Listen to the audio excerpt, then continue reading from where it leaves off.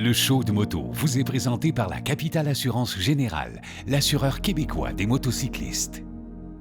Honda et Yamaha. Cette semaine à l'émission, on vous amène au lancement du Super Duke GT de KTM à Palma de Mallorca pour une randonnée extraordinaire.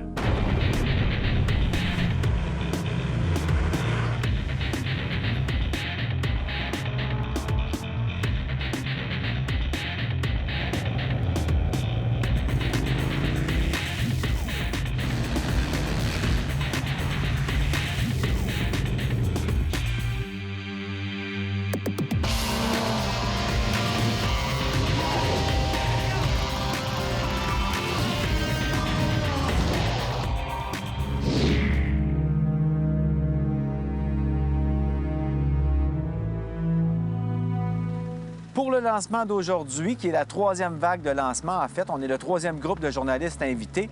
On est des Autrichiens, des Allemands, quelques Canadiens et plusieurs Américains aussi. Et on a un leader et un gars qui fait fermer la randonnée, des employés de KTM, souvent d'anciens coureurs ou des gens qui connaissent bien la place. Et ils nous font faire un beau tour de route avec toutes sortes de genres de routes.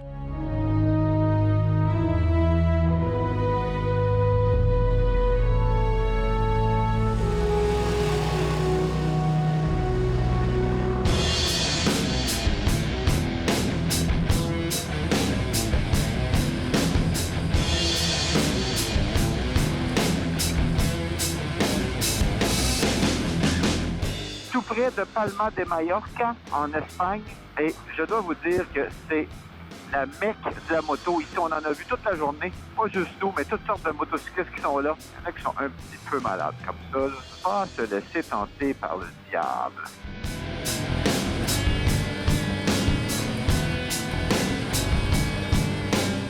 On a des belles motos flambant neuves. On a tous les ingénieurs qui ont contribué à créer cette moto-là qui sont là aussi. Si on veut poser des questions, il n'y a pas de problème, ils sont là pour y répondre. Et évidemment, la grosse bouffe, les belles visites. C'est vraiment agréable, mais dans tout ça, il faut garder notre esprit critique pour pas juste dire que la moto est bonne parce qu'on a été bien reçu. Il faut quand même vous donner l'heure juste sur la moto. Alors, c'est ce que je m'efforce de faire, mais je peux vous dire que c'est quand même pas mal le fun.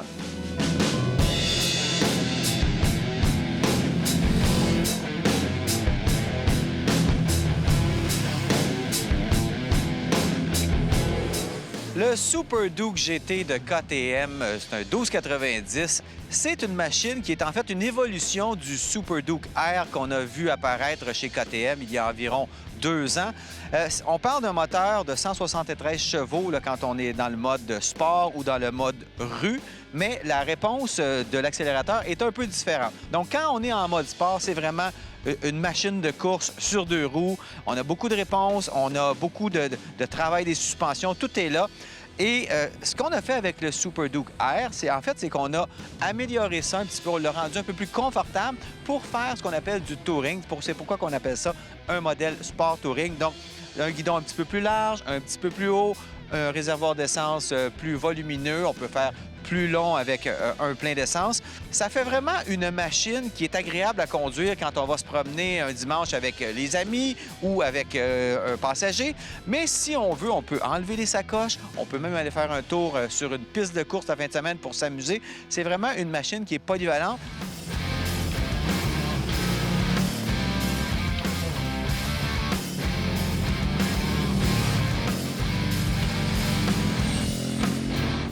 C'est une moto qui peut être confortable à 2 aussi, en autant que madame ne soit pas trop prise par l'esprit du luxe. C'est quand même spartiate, un peu comme siège, mais si on aime la conduite sportive, seul ou à 2, c'est parfait. On peut ajuster les suspensions en fonction qu'on est seul, à 2 avec bagage ou sans bagage. Bref, on peut vraiment ajuster la moto en fonction de la randonnée qu'on s'en va faire. Alors, le Super Duke GT, comme vous pouvez le voir, c'est vraiment une bête. C'est très, très puissant, mais hyper précis aussi. Des freins pour arrêter un autobus. Il y a en fait, je pense qu'il y a plus de freins que de moteur, même. C'est vraiment très, très puissant. Les freins sont précis. T'accélères. Tant que tu veux, t'es sûr que tu vas avoir assez de freins rendu au bout. Là, j'arrive, je peux freiner tard. Ça tient. Et voilà.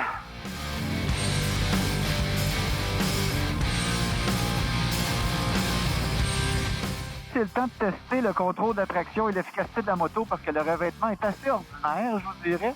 Il y a même un écriteau qui disait que c'est en mauvais état. Alors là, on peut voir si la moto tient bien la route.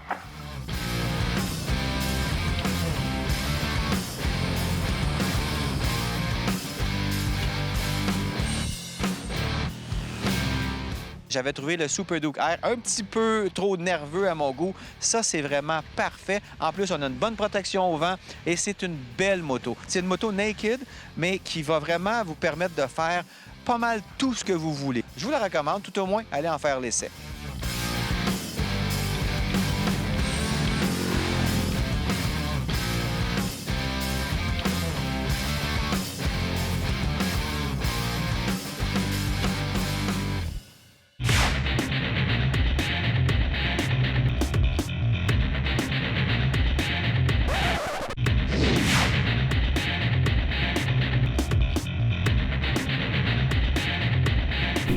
Au show de moto, on vous présente souvent des modèles de moto. On connaît ça pas mal, mais s'il y en a un qui connaît ça depuis plus de 20 ans, c'est Bertrand Gaël, qu'on a le plaisir de recevoir à nouveau. Bertrand, salut. Salut. Bienvenue au show de moto. Tu viens nous parler, il faut dire qu'on enregistre toujours l'émission à la fin de l'hiver, donc on n'a pas le guide 2016. Et ça, c'est la question, je pense, que tu te fais poser probablement le plus souvent. On va régler ça. Quand est-ce que ça sort, ton guide? Sors quand il est prêt. C'est ça. Non, écoute, Ça a changé, là, depuis c'est une le bonne début, là. question. C'est une bonne question. Il y a un décalage. Tu sais. Il y a comme... On a notre réalité du Québec, tu sais, avec notre hiver, avec tu sais, nos salons, tu sais, qui sont février. Ça, c'est à un moment dans le temps. La période des essais, la période où on réalise les essais les plus intéressants du livre, est pas nécessairement au même moment. En fait, elle est passée le moment où, au Québec, Ça prendrait le livre. ça prendrait le livre. Mais est-ce que je me trompe ou ça a changé, ça? Ça a Parce changé, que ça a changé. Avant, me semble, ça a changé. tu avais tout le temps ton guide. Oui. Puis on allait au salon. Au salon, t'étais puis prêt. le livre était là. Ça a changé. Ça a changé exactement à partir de 2008, la crise. 2008-2009, Ouais. tu sais, quand la crise est arrivée.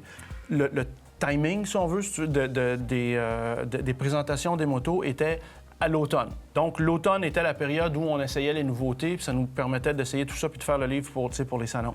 Est-ce que je me trompe ou il y a aussi le fait qu'il y a de plus en plus de modèles de fabricants aussi? Quand tu as commencé, il y a quoi, 22 ans, là, cette année? Oui, il y avait...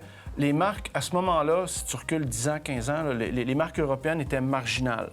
Puis aujourd'hui, elles sont là. Tu sais, on me demande souvent c'est quoi les bonnes marques, les mauvaises marques, ou c'est quoi les mauvaises motos, tout ça. Le niveau il est tellement élevé. Puis je pense que c'est probablement la même chose dans l'auto aussi. Là. Si n'importe quelle marque, n'importe quel manufacturier, même si tu veux produire des modèles moins chers, si tu n'es pas à ce niveau extraordinairement élevé là, tu survivras pas. Puis ça implique d'avoir des modèles qui compétitionnent dans à peu près toutes les catégories ou le plus possible, etc., etc. Donc oui, ça a multiplié le nombre d'essais. On est rendu on approche les 500 pages, là. Petite question à rafale. Je sais pas si tu es à l'aise avec ça. La moto la plus rapide l'année passée, celle qui t'a donné le plus de feeling de vitesse, vite, comme ça? On m'a dit de quoi, la H2, là, de Kawasaki. La Kawasaki? Oui. C'était 200 chevaux. 200 chevaux, on connaît, ça existe Ouais. ailleurs, là. Panigale à 205. Oui. La Panigale, ça en est une bonne aussi, là. Ouais. Mais celle-là c'était 200 chevaux, pas facile à conduire. Pas facile. Ah ouais? C'est un... Un pur sang?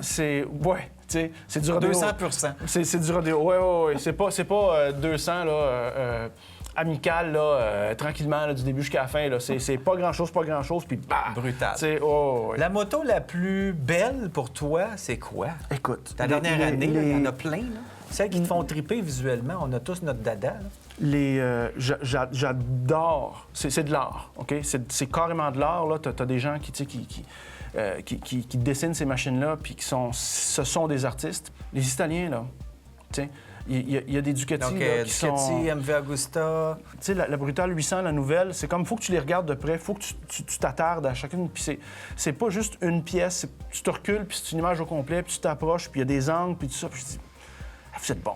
Tu sais, ça me touche. J'aime voir des gens qui sont très, très, très talentueux, tu sais, c'est des artistes, là. Tu sais. Demain matin, tu n'as plus de guide, tu n'es plus Bertrand Gaël, Ça tu serait, veux t'acheter une moto pour triper.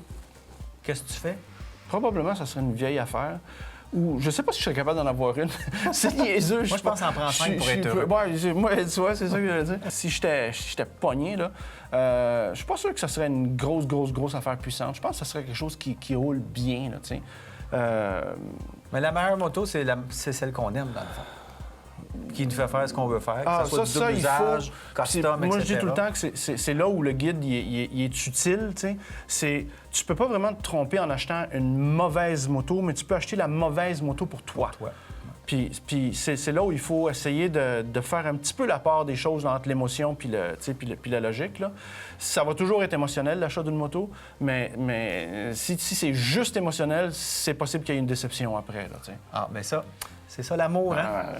Ça arrive des fois. Hey Bertrand, merci beaucoup de ta visite. plaisir. D'ailleurs, il nous a amené des guides de la moto. On va faire tirer ça. Vous allez sur notre groupe Facebook, Le Show de moto. On a des tirages toujours en cours. On va avoir des guides de la moto 2016. On peut-tu peut-être faire tirer ces deux-là? C'est des 2015. On ne sait jamais. Ça peut être une moto de l'année passée. Avec plaisir. Parfait. Merci Bertrand.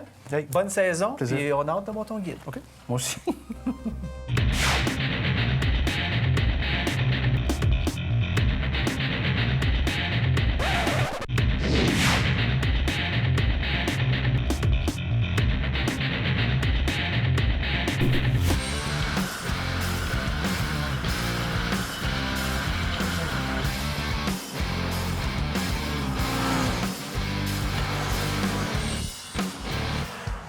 Moi, quand je fais de la moto, je suis pas du genre à arrêter trop souvent. En fait, quand je roule tout seul, je suis plus du genre à arrêter au dépanneur, me prendre un Red Bull puis une palette de chocolat puis de la manger en roulant, là. Quand je pars tout seul, je suis vraiment crinqué. Mais avec des chums comme ça, c'est plus tentant d'arrêter parce que tu jases, puis tu as du fun. Donc, on fait beaucoup plus d'arrêts dans une randonnée comme la Grande Aventure que dans n'importe quelle randonnée. Et c'est un peu ça le but aussi quand tu fais du moto de tourisme. Bien, faut que tu tourismes un peu, hein? Alors, on a tourismé. On est allé voir la Buttermilk Falls. Je me demandais bien c'était quoi, puis j'ai compris. C'est qu'il y a tellement de remous, puis il y a tellement de courant qu'on dirait vraiment que c'est du lait qui descend. C'est blanc, c'est magnifique. Je sais pas exactement la raison d'être là, des espèces de murets de béton, mais ça m'a l'air être une décharge pour jouer avec le niveau des lacs. Oui, bien, on voit que c'est fait de main d'homme. Donc, pour ajuster les niveaux de chacun des lacs environnants pour s'assurer que ça soit navigable en tout temps de l'année.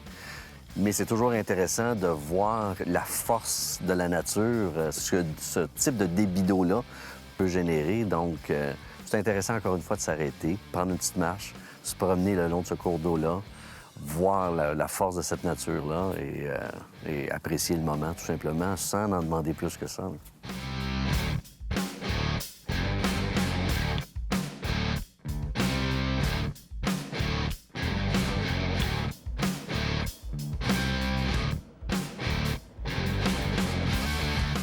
Le deuxième soir, on a été hébergé au Bonny View Inn, qui est vraiment un endroit... Ça me faisait penser à un ancien camp de vacances, là, colonie de vacances avec les chambres, etc., le terrain de volley-ball, les kayaks, les glissoires.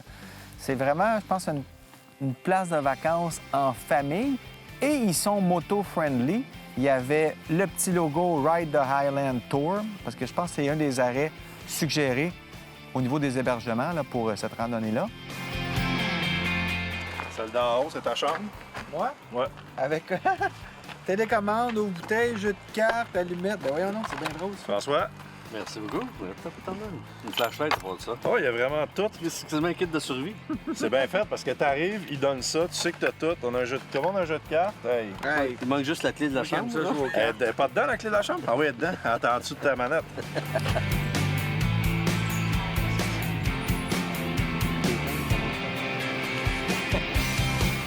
Ah, ça fait du bien. Oh, ouais. Ah ouais, gratte-toi. Daisy, là, quand elle se gratte, elle se gratte.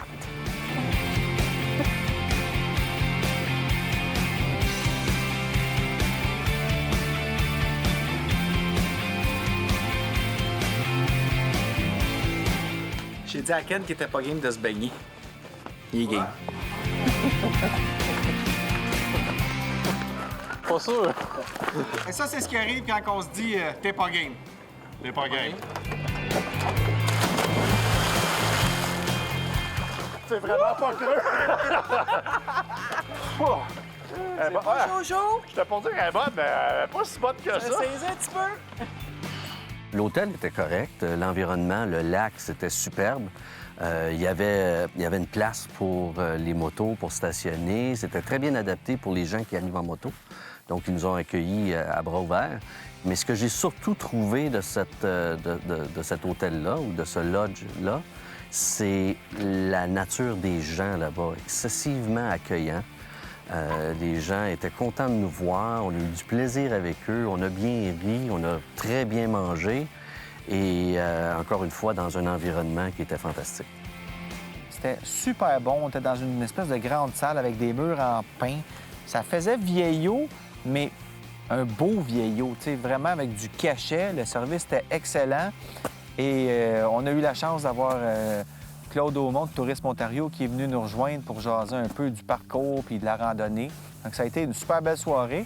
On arrive dans ce petit lodge-là, sur le bord du lac. Encore une fois, très pittoresque comme endroit. C'est presque le paradis.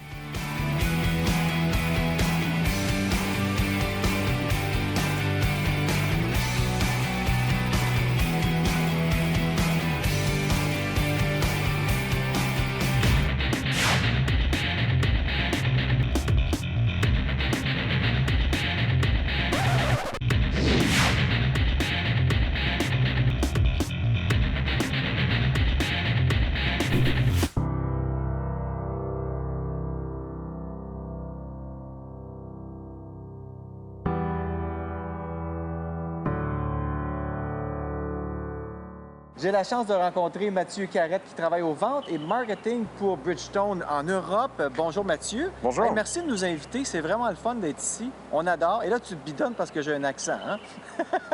Ouais. Bon, dis-moi, ton travail, ça consiste à quoi exactement? Alors principalement, c'est deux piliers. C'est Ouais. tout ce qui correspond aux ventes. Ouais. Donc nous avons des filiales dans tous les pays d'Europe et c'est la coordination des ventes en fonction de la production jusqu'à la livraison des pneus. OK. Et ensuite, c'est le pilier marketing. Donc tous les événements comme celui-ci, le matériel promotionnel pour les pneus, etc. Parle-moi de ce pneu-là. Qu'est-ce qu'il a de spécial pour que Bridgestone fasse un si gros lancement? Alors le S21, c'est donc notre nouveau pneu hyper sport que nous lançons donc cette année à partir de janvier. On est très très fiers de lancer ce pneu parce que c'est vraiment un grand pas en avant au niveau performance sur le sol sec, Ouais. tout en gardant les performances sur le sol mouillé du S20 Evo. Donc tout ça avec une augmentation de kilomètres de 36%, qui est évidemment... C'est beaucoup, là, quand même. C'est 36 énorme. Pour 36 c'est vraiment énorme. On s'attendait peut-être à 10 Alors, on est sur le circuit de Yas Marina à Abu Dhabi. On suit un pilote d'expérience, un ancien pilote de MotoGP, qui nous fait faire nos premiers tours pour nous montrer les lignes de ce circuit-là qui est apparemment un peu plus technique. Bridgestone ont engagé des pilotes professionnels pour nous montrer un peu comment rouler ici.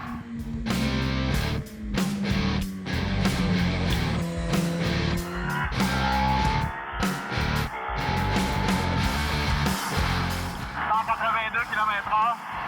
On freine fort, on amorce le virage. Et là, deux courbes.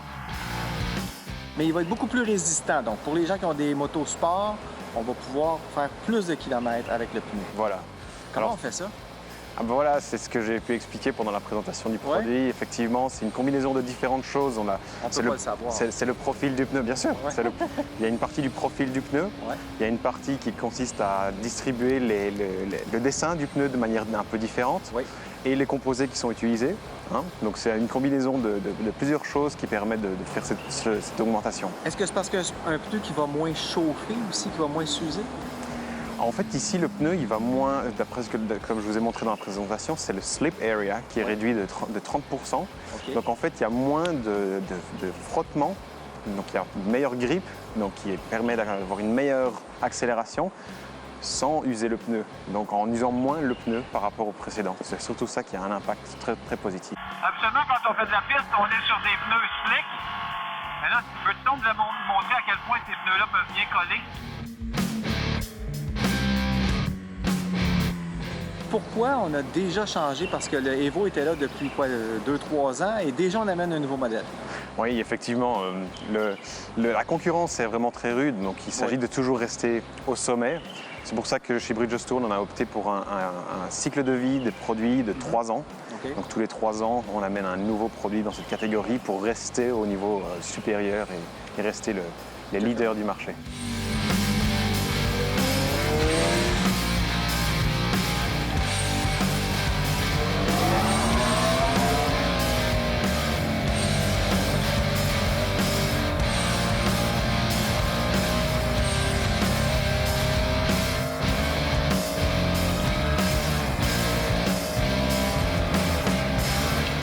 Alors, ce pneu-là, il s'adresse à qui? Est-ce que ce sont les gens qui veulent faire de la piste ou les gens qui veulent faire de la route? C'est quoi? C'est pour qui exactement? Alors, le client ciblé, c'est le client qui fait de la route principalement. Ouais. Donc, c'est quelqu'un qui a une moto sportive, une 600, une 1000, ou peu importe, et qui a envie d'avoir des chouettes performances sur le mouillé, sur le sec, mais qui, sur le mouillé, peut y aller sans problème, sans aucune hésitation, en toute confiance.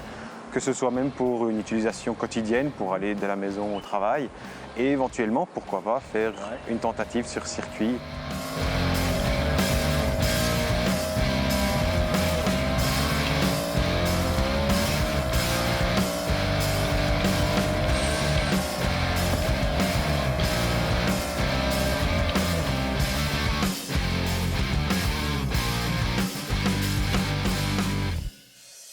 Profitez des 75 ans de la capitale en participant à leur tout nouveau concours et courez la chance d'être l'un des 8 gagnants d'un de ces magnifiques prix offerts par Yamaha. L'émission est terminée pour aujourd'hui. Soyez des nôtres la semaine prochaine. Là, c'est le temps d'embarquer sur vos motos et de sortir. Mais rappelez-vous qu'en début de saison, les automobilistes ne sont pas encore habitués à nous voir sur les routes. Donc, soyez prudents et soyez visibles. Bonne route! Le show de moto vous a été présenté par la Capitale Assurance Générale, l'assureur québécois des motocyclistes. Honda et Yamaha.